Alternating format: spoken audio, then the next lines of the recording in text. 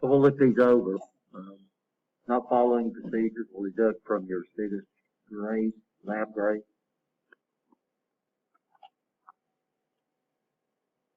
All lab grade forms and labbing. Okay, no eating or tobacco products in the classroom or lab. No beverages allowed around the lab equipment.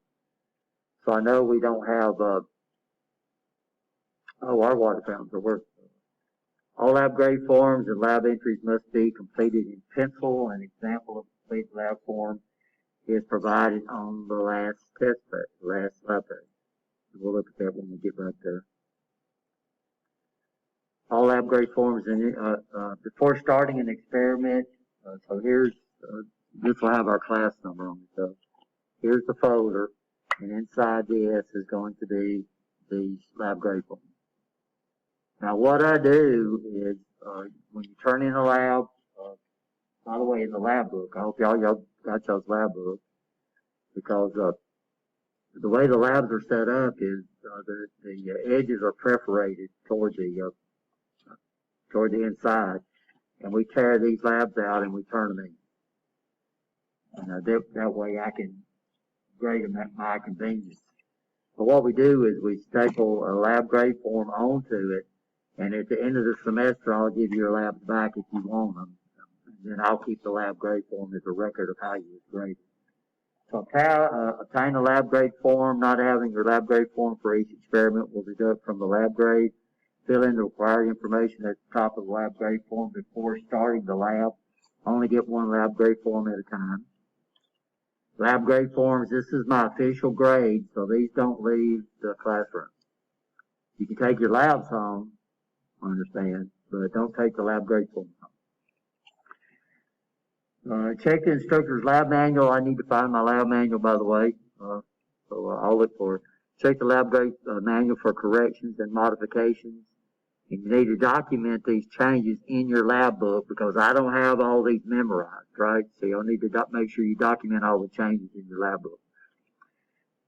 Write your name on the title page of the experiment. This title page must be included in the packet. So we'll turn in all this stuff. But it'll start off with the lab grade form. Then it'll have your title page for your lab. And you need to put your name on the title page. That way, if the lab grade form ever gets disconnected from the lab, which happens every once in a while, then I know where it goes. All PLCs used in the lab are not SLC 500 series. So the lab book was written around the OSLC 500 series, which was a rack-mounted PLC. It was a true modular rack-mounted PLC. And we do have several of them over there in 200, but the trainers are really, really used, and there's no way in the world I can bring them on. In this class, you'll either be assigned a MicroLogic 1000 or MicroLogic 1100, and so all of us are using 1100 this semester. When enter information about the PLC, mark out the listed SLC 500 in the lab book and enter the information about your assigned PLC. Which in this class, everybody's got the MicroLogic 1100, right? Trainers provide toggle switches, push buttons. Our trainer, the 1000 trainers, or we call them the suitcase trainers, so they're in this little case, does have some push buttons on it. We simulate push buttons on our trainer by using the momentary contact. And let me bring up my camera and make sure, no, wrong computer, sorry.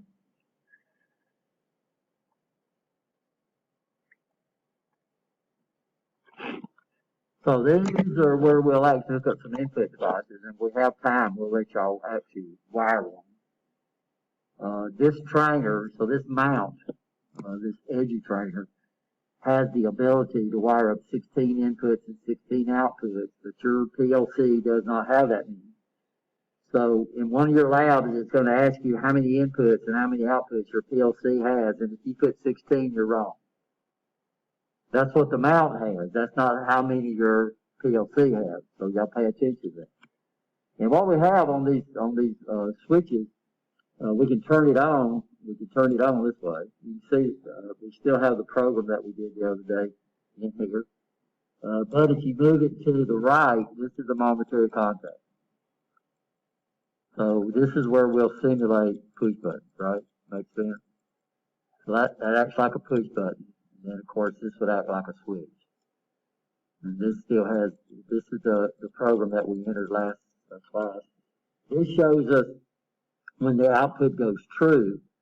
But if we was actually to wire up an output device, we could wire it. Now in real life, we would wire it up here, right? Y'all understand? They would be wired up here. And we'll talk a little bit about that in a little bit. But what I've done is I've wired all these outputs down to here. And then the inputs are wired up to here. So we turn on a light to indicate whatever was connected to this output would be true. So if it was a relay or a small motor or a solenoid or something like that, here you go,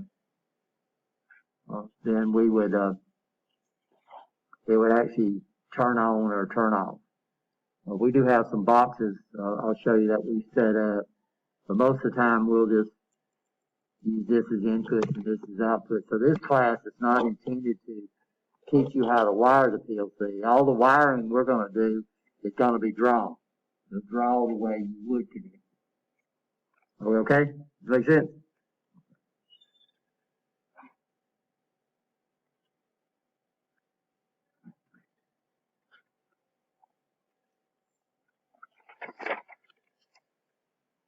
Real Chris. All drawings, let's see, there are no motors on the provided trainer. When the motor is specified in your lab, turning on an output port light will simulate the running of the motor. All drawings must be made to industry standards using the correct symbols, using the symbols specified by the lab activity instructions when drawing the relay logic diagram. So you're supposed to use the relay symbols that we went over in one of our classes. All PLC input-output connections must be drawn for your assigned PLC. Mark out 120 volts. So if you got your lab, let me see if I can bring this up real quick. Yep.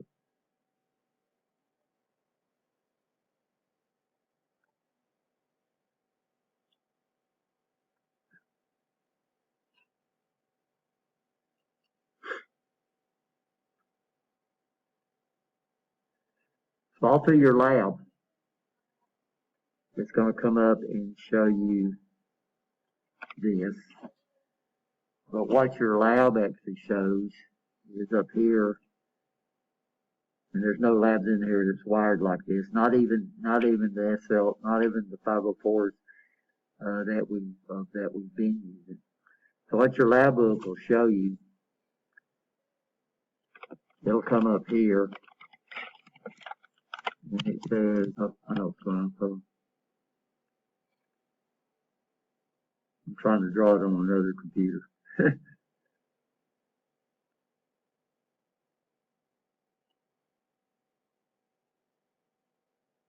Oops.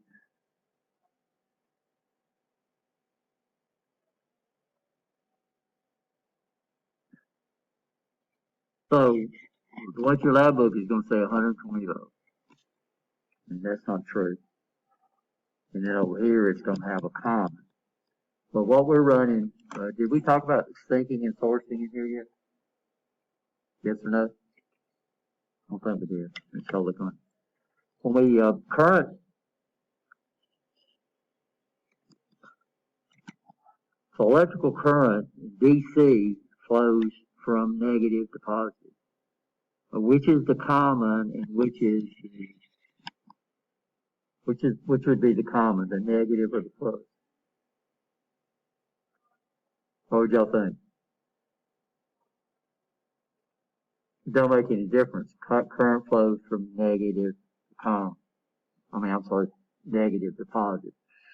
So inside the PLC, if you look up here, And sometimes this is built in. You have no option. Sometimes it gives you the capabilities. But if I come up here and look at this PLC, y'all can look at your own. Oops. Because right here, it don't say plus, it don't say minus, it says DC common. So what could I hook up there? I could hook up a plus, or I could hook up a minus. It's up to me on this PLC. We got two options for groups input 0 to 3. It's got its own common.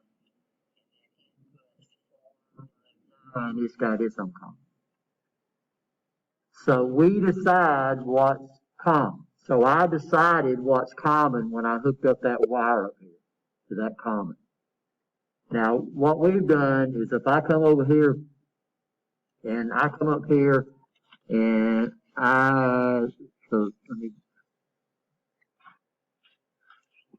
so if I come over here and this is what I did, so here's my power supply. That's a symbol for a DC power supply. You understand that? A lot of people say it's a symbol for a battery, but it's a DC power source. So this right here would have this symbol. The only difference would be I would come over here and I would put a line from through it, which indicates, so if you see that on an electronic symbol, it means it's adjustable. You can adjust that. So this power supply right here, this is variable. I can actually set the amount. And when you get into your trainers that you use on DC, those suitcase trainers, you'll see those are variable. These on this, and these are the power supplies, they're coming from the edgy trainer. So when you flip this switch down here at the bottom, this turns on the DC power supplies. So I'm not using the DC power supplies, this guy right here.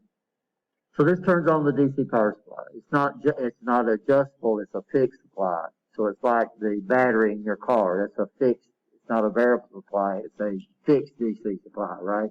You understand that? And once you got your car started, you know, you could disconnect the battery because it would be running off your alternator, right? So what we've done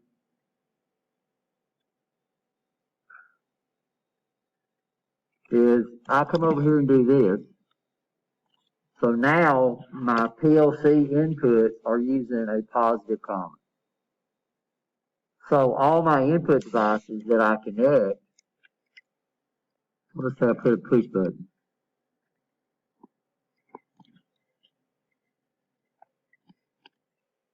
Then this would be hooked up to input 0. In my program, if I wanted to address that on our PLCs, I would say input, colon, right? And all ours are in slot 0 because they're internal. And then I'd put /0.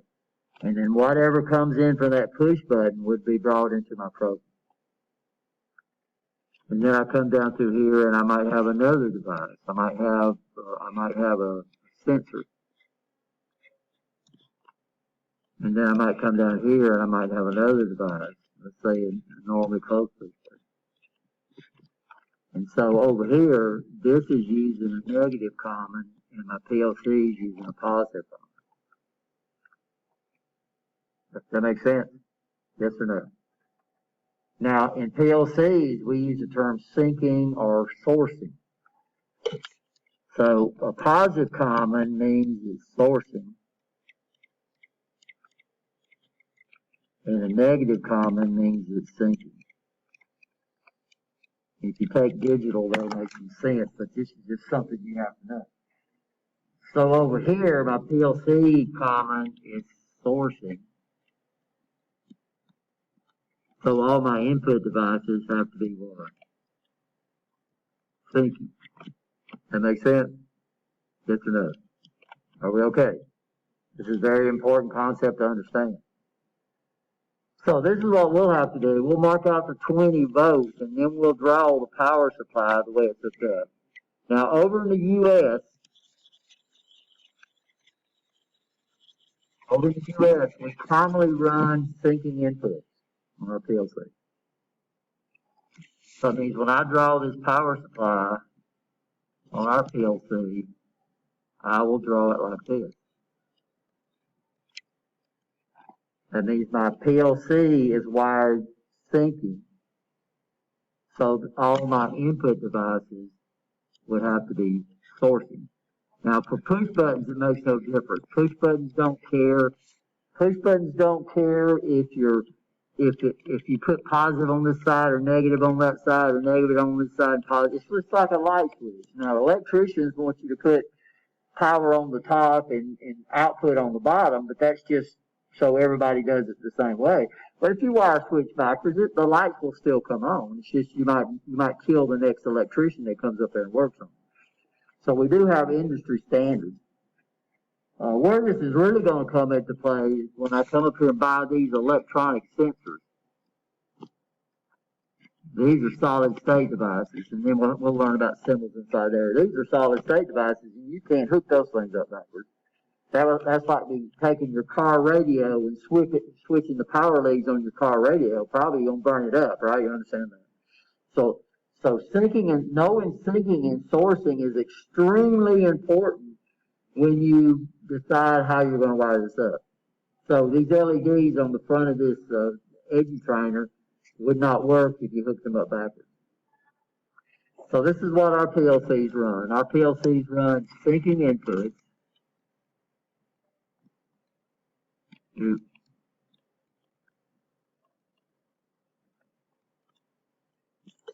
it runs sourcing outputs. That means our outputs are like this.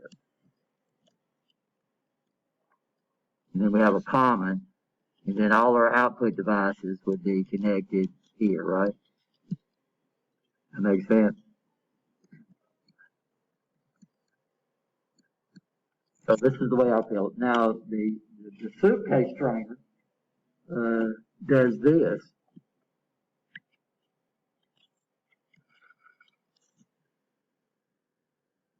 So nobody's using this, but if we did, we would have to. So if somebody's trainer goes out during the semester, they'll have to move over that because we have more of the PLCs, but we don't have any more of the mains. So this is the MicroLogic 1100. And this is 120 volts AC, by the way. But all ours are going to be like what? All ours are going to be.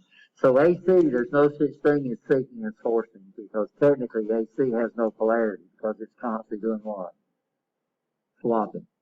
Anybody know the rate of these are swapping?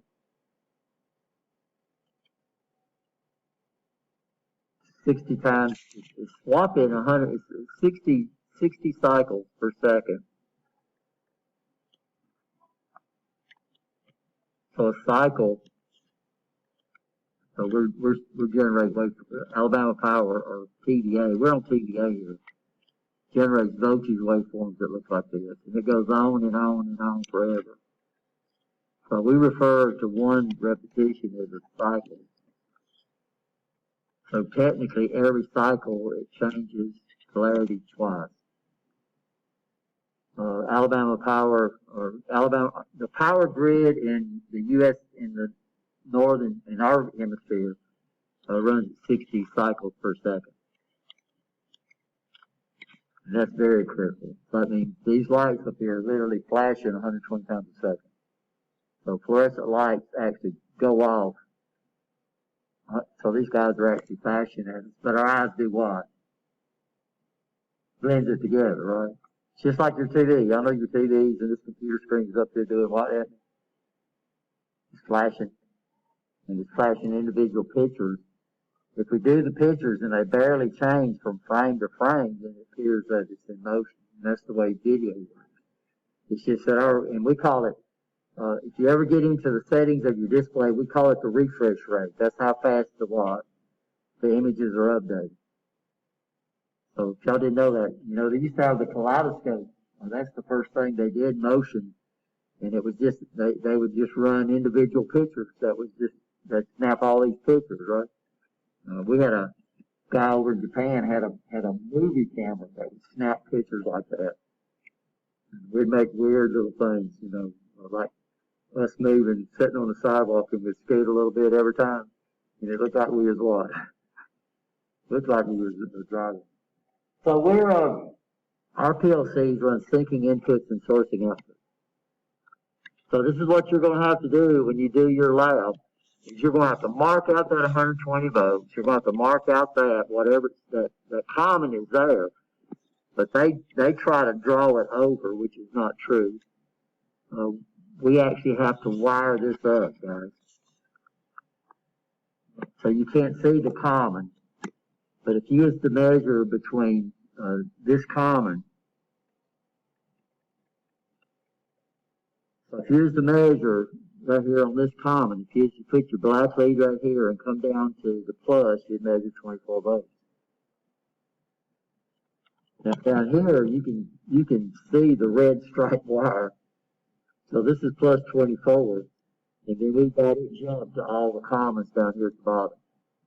So we're running plus to the PLC, so that means minus has to go to all our outputs, right? So on our PLC, we're wired for syncing inputs and sourcing outputs. So that means syncing inputs means the minus goes to the common on the PLC, and sourcing outputs means the plus goes to the common on the PLC. Sometimes this is fixed. So if you take PLC 2, it uses the 1214. It's fixed, syncing inputs and sourcing outputs, but you buy them that way, right? I'm sure they sell another version of it that has sourcing inputs and sourcing outputs. This PLC allows us to set up sourcing or syncing. That only comes into play on DC. And DC is becoming the standard for PLCs. Some PLCs allow you to establish it. Some PLCs you buy it. Light bulbs don't care. Light bulbs don't care. Relays don't care. Lights don't care.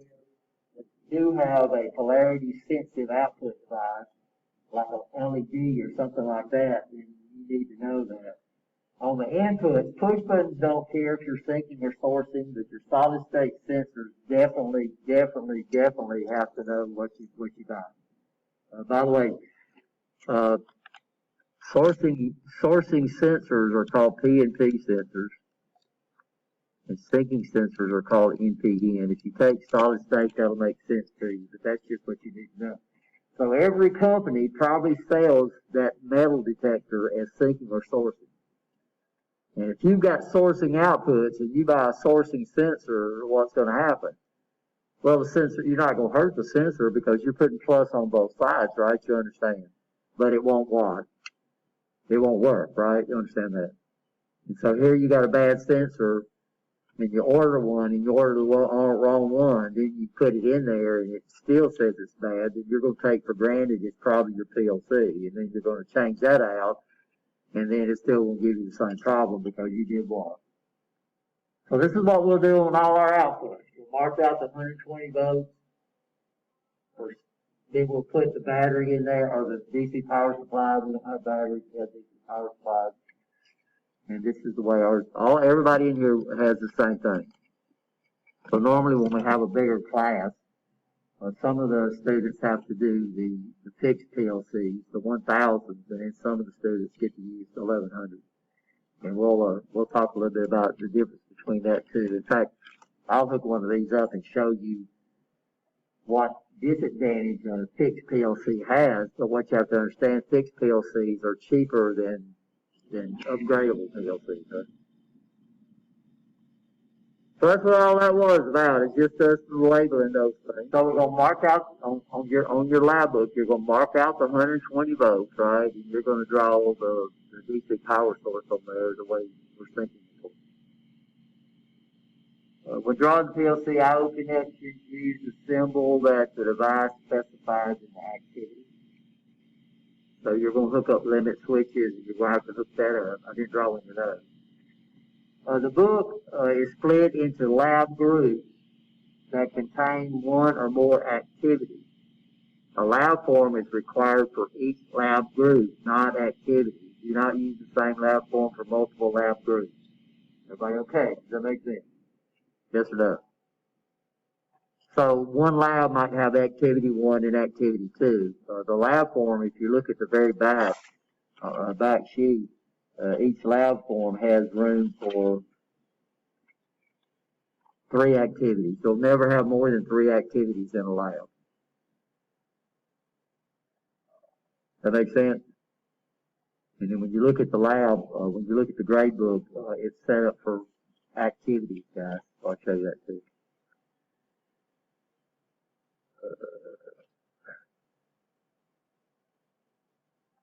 We're not going to work in a team, so we don't have to worry about that. Place a check mark beside each experiment step as it's completed. This just lets me know where I'm supposed to sign at. If working alone, name each PLC program with a lab group number, activity number, followed with your initials. For example, Bill Irwin Ford would use the file name 5-1, so that would be lab group 5, right? Does that make sense? 5, lab 5, right?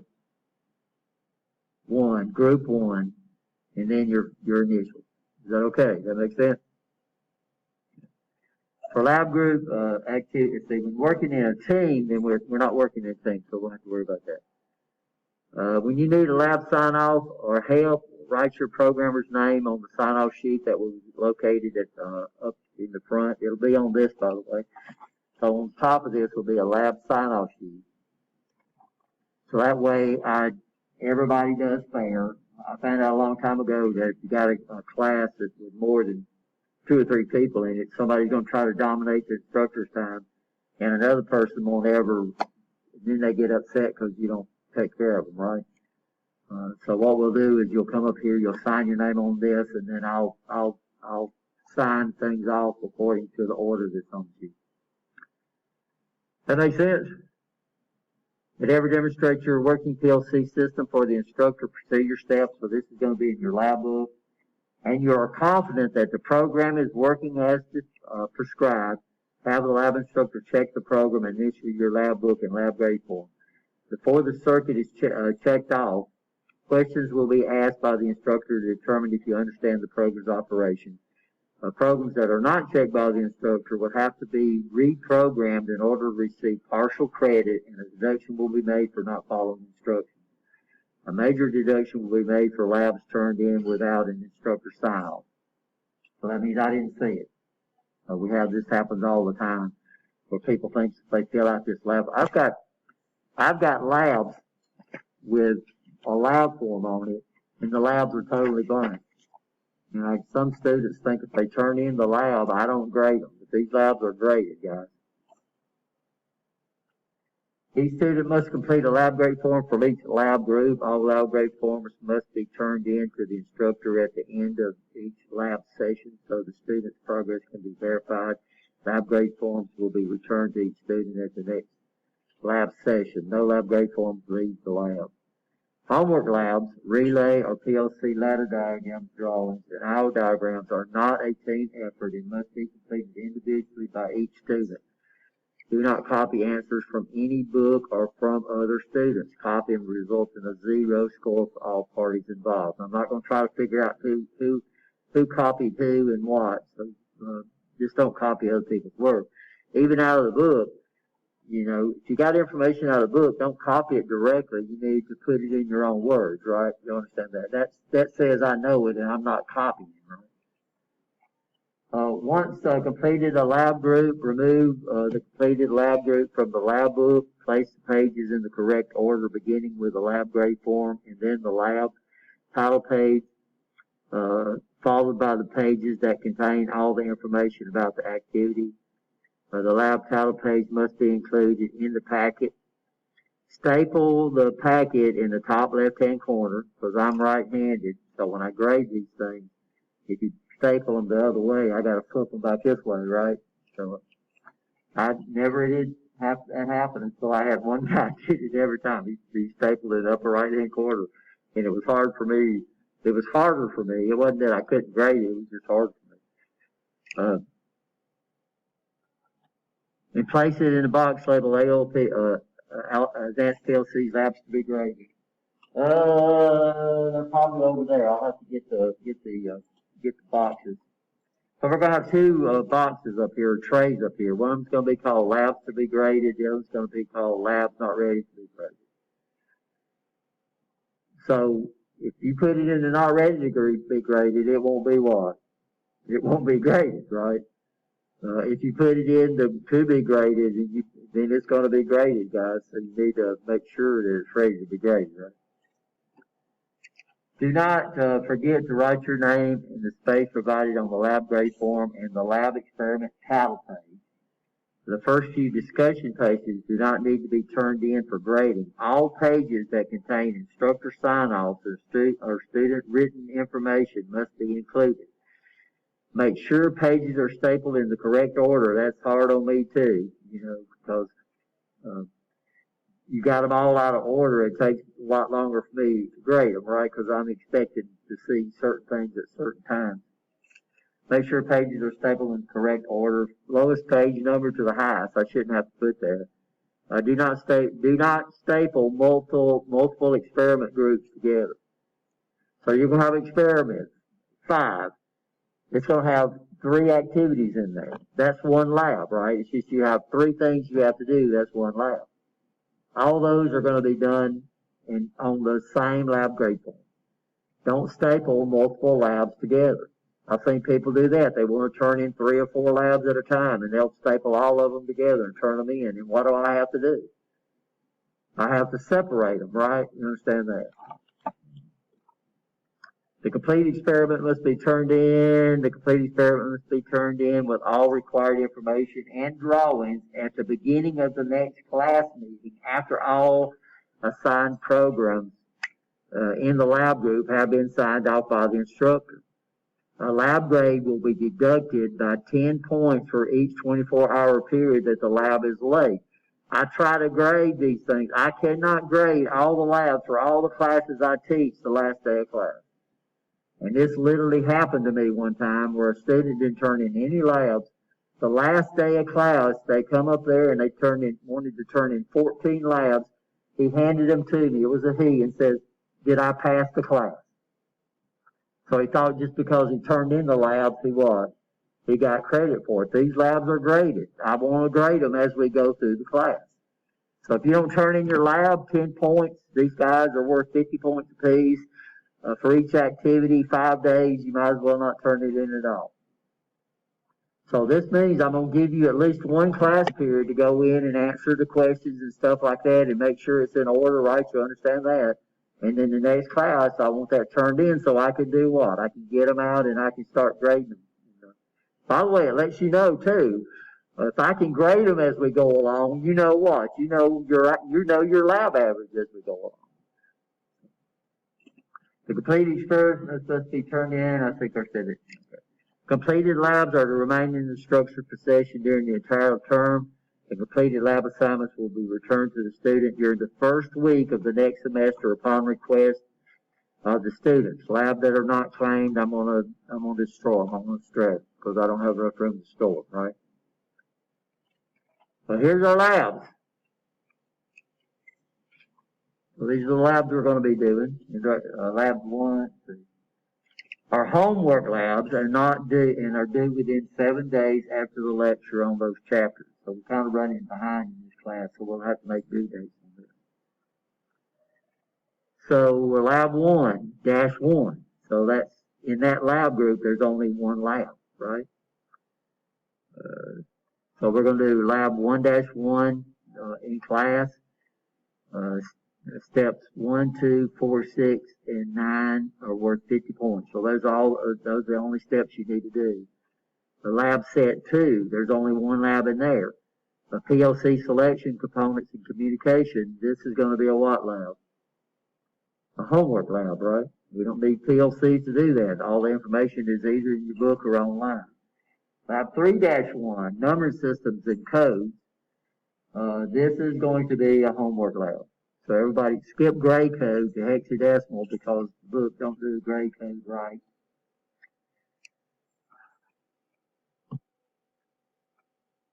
Let's see, change answer A in the hexadecimal to this. I think on the lab book they left off the 3 on the lab. Okay. Lab 4, we're only doing one activity in there. That's a homework lab. Lab 5, this is a homework lab. Lab 6 is a homework lab. So there's a lot of homework labs. So our first in-class lab will be Lab 6-2. How many activities are you going to do in there? You're going to do 2, right? Everybody okay? And they're worth 50 points too. How many lab for? 1. Right? So that's one lab group, but it has 2 activities. Lab 6-4, we have 2 activities. 6-6, we have 2 activities. Sealed out to us. I need to go back and get the number. I don't know why that's in there. 6-9, we have 1 activity we'll do. In 7, we'll have 1 activity. In 8, we'll have 1 activity. In 8 lab. So forth.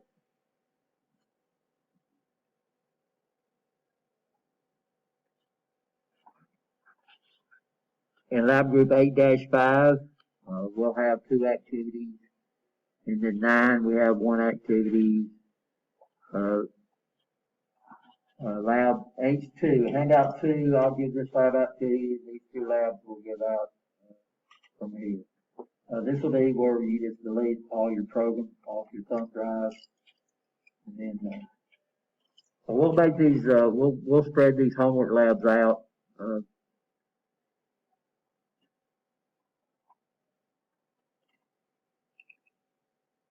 So this PLC programmable controller, I think this is the one where you actually write up information about your PLC, not about the trainer, not about the mount, about the PLC, right? Okay. This is deductions, what I'll be deducting and looking for. And this is an example lab form. So Billfold is the name of this guy. A lab partner when required is grade unknown.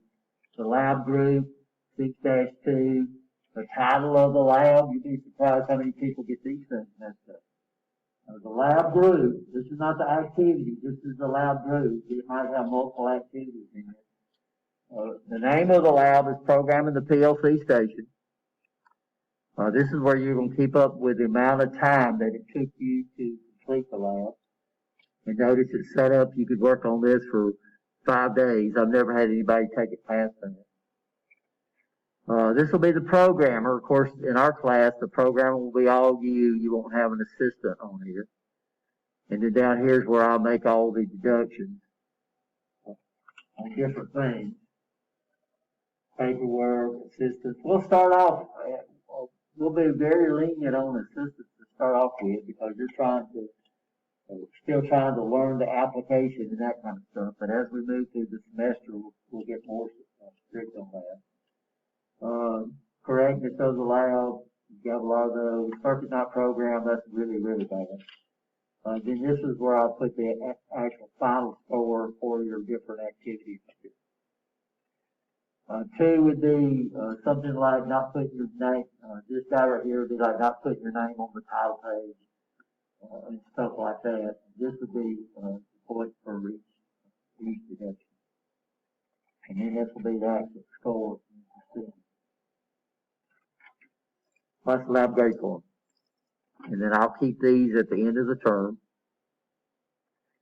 And then I'll let you have your labs back. And then I have an official record of how I came up with your grade. So that's the lab, guys. That's the lab procedure. Y'all have any questions on that? It's laid out, and it's not only make sure you do things, but it makes sure you get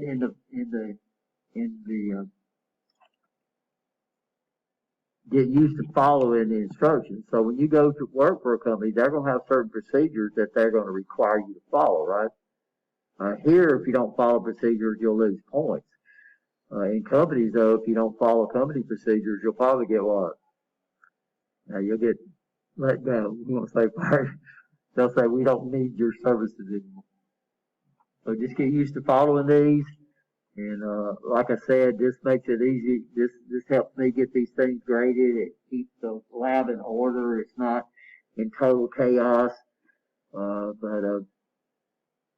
any questions on the lab procedure? Okay, so the first lab we'll do in class is what lab?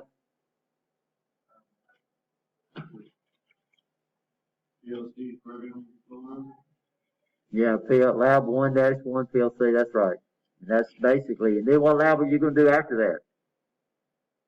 PLC selection, communication. No, that's homework. Yeah, programming a PLC, it'd be the first one, programming, that's homework, lab 6-2. Now we went over basics, right? We're okay. So everybody knows, which computer, to use, right? And like I said, we're not going to wire PLCs, but you're going to draw the way it will be wired. So every time it comes up here, it's going to ask you how to draw that. And what you do, just like what I did, is I use the symbols for the device, right? So if I input, oops, I can't do it there, Rich. I'm on another computer.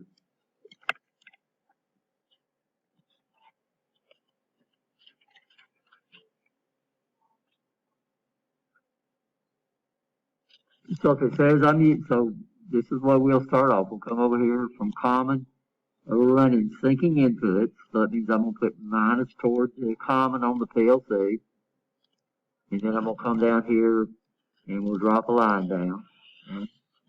And now this is going, and then I'll come up and hook up a device. So if I have to hook up a normally open switch, push button, then I draw the symbol for that. Because this is what electricians are looking at when they hook these things up, is me using the right symbols, right? If it says a limit switch, then of course I'm going to draw the symbol for a limit switch. If it says normally open, I'll do that. Now we're not using any sensors in here, but I'll show y'all some actual diagrams as we progress through the class of what the people would use to actually wire up the PLCs. And they use industry standard symbols in there, right? In fact, I do that wrong. In PLCs, sensors use a square. But up here, they'll have that little diamond shape up here, which is what we use in motor controls. Then they'll try to give you some indication of what type of sensor it is.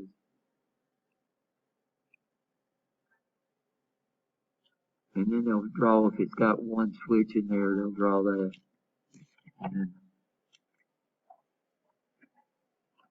So we'll have to know, so you'd have to know all these symbols. So we'll look at all the symbols, and I'll give this out for all these solid state sensors that we're running through. And like I said, we'll even show you the diagram of the way to wire the PLC. And we're running sourcing outputs.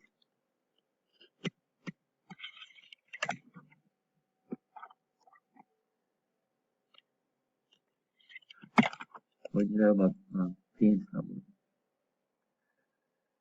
So that means we run sourcing outputs. So we'd what? It's still not working.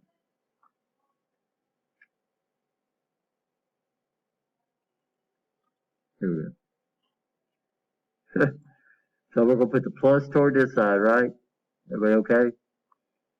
So the long line is the plus, the short line is the minus. Each one of those is supposed to represent a sale, by the way. So if I was going to draw, if someone worked now, I guess I'm right. So your car battery should be drawn like this. 1, 2, 3, 4, 5, 6. Yeah. So your car battery has 6 cells in it. Nope. I got too many. So normally what we do is we usually just use 2, and it's up to you to understand.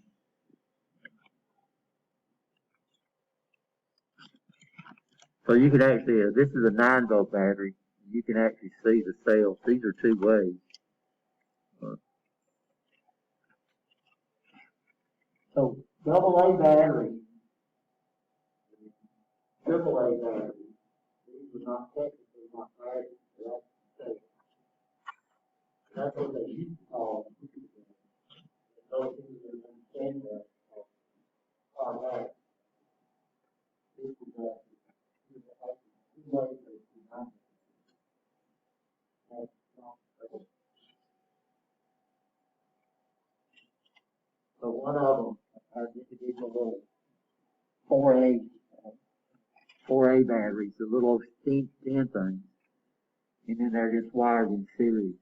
So 9-volt batteries are true batteries. All the rest of them are cells that we can wire them in series or wire them in parallel. So yeah, so if you ever took a 9-volt battery apart, you'd see six cells. 1.5 volts apiece, 6 cells, that's 9 volts. Car batteries, lead acid batteries are 2 volts per cell. So we have 6 cells, 12 volts. If you let it discharge, if your motor's running, if you put a meter across your battery, it should measure a little over 14 volts. So you can tell right off the bat if your alternator's working. Just cranking to do what? Take your voltmeter, which you require. If it measures 14.3, then your alternator's working fine. And then if you turn it off and the next day your battery's dead, it means your battery's dead, right? And you can measure between the cells if you can open up the cells, if you have the ability to put water in them. Don't use your meter leads because it'll eat them up. But you can get like a nail or something and just dip it down in the acid. It should measure about 2 volts per cell. And you can find a dead cell. So if you go between the caps, right, just get your meter, open up the caps and go between the cells. 2 volts per cell. If you hit one that's less than 2 volts, then your battery's bad, right? So